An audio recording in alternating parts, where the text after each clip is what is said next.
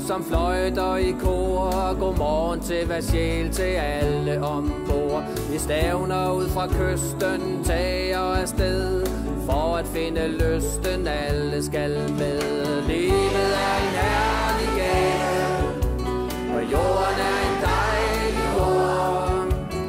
Livet er ikke så slemt endda, jeg vil hoppe lige så højt jeg kan. Hej, jeg hedder Søren Stenkilde. Jeg er forstander for Idrætsskolen, som ligger her i det herlige Grøndal Multicenter, hvor der er et væld af idrætsmuligheder, både indendørs og udendørs.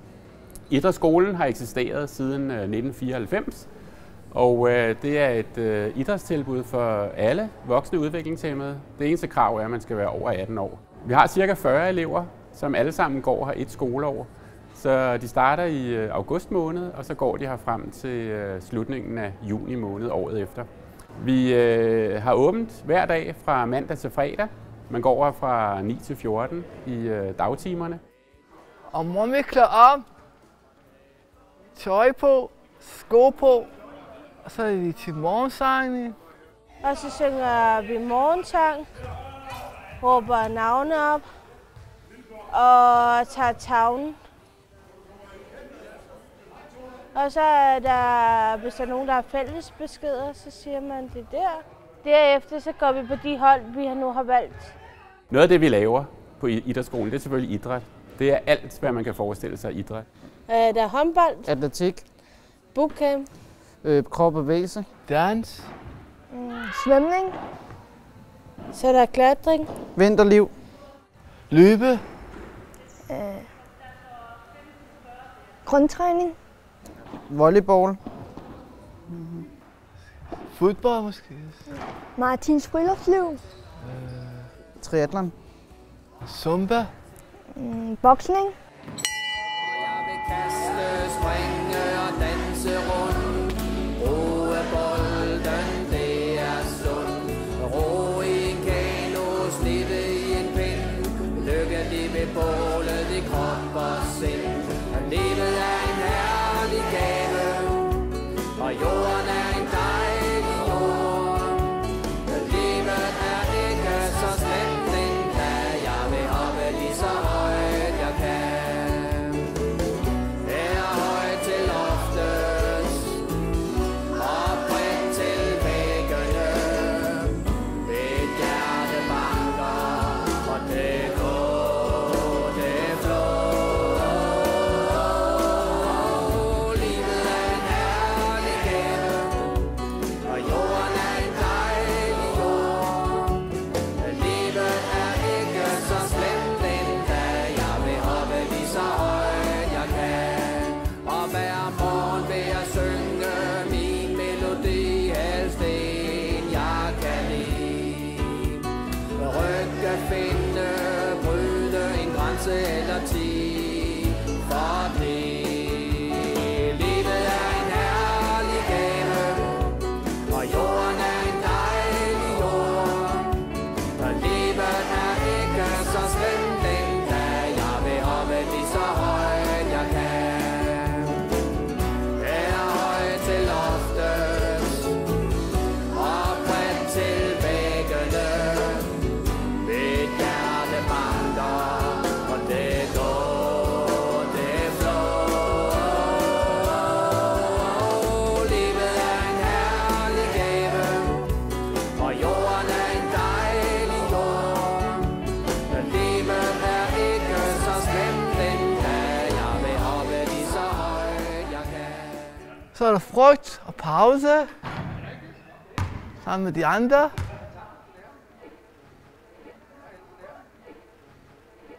Så spiller ludo, så snakker, slapper af, spiser frugtbrød og drikker noget vand. Og forfodbold.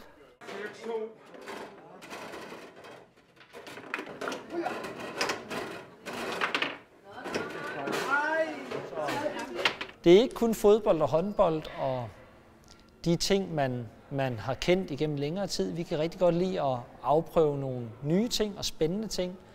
Så vi har også brugt meget tid på at lave crossfit, lave parkour, lave teater, som vi kalder kropsteater, klatre, at prøve fag af og idrætsgrene, som er lidt anderledes og som udfordrer på en anden måde.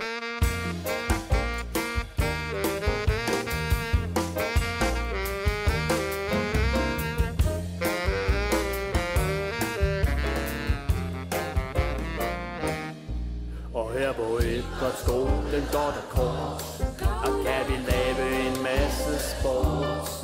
Og vi kan hoppe, danse, løbe rundt omkring. Vi er fælles om en masse ting. Her er idræt, her er træning, her er sjov. Her er boldspil, atletik og trækketår. Og teater, spænding, boksning og lafé. Det er et hit. Plads til alle. Og tykke, tynde, små og smalle.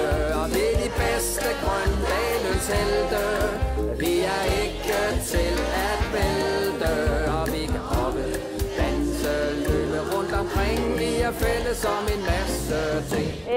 Når vi er færdige med undervisningen, det er vi cirka kl. 1, så har du cirka 30 minutter til at bade i. Altså bade, klæde om, bade og tage tøjet på igen. Sætter man tasken ind i omklædningsrummet, og så går man ind og spiser. Og der er en portion mad. Det er forskellige retter. Der er ris, der er pasta, der er forskellige ting. Til frokost får man rigtig sund mad, sund økologisk, sund og nærende mad. Så man skal ikke have madpakken med hjemmefra, og man skal heller ikke betale for frokosten. Det er en del af opholdet på idrætsskolen.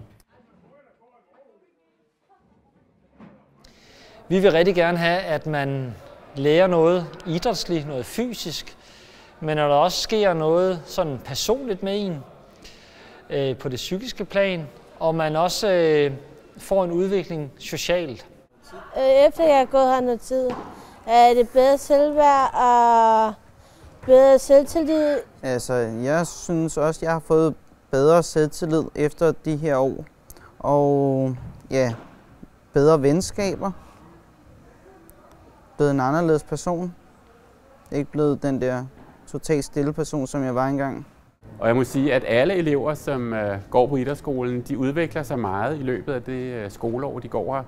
De udvikler sig både fysisk og psykisk og socialt og idrætskulturelt.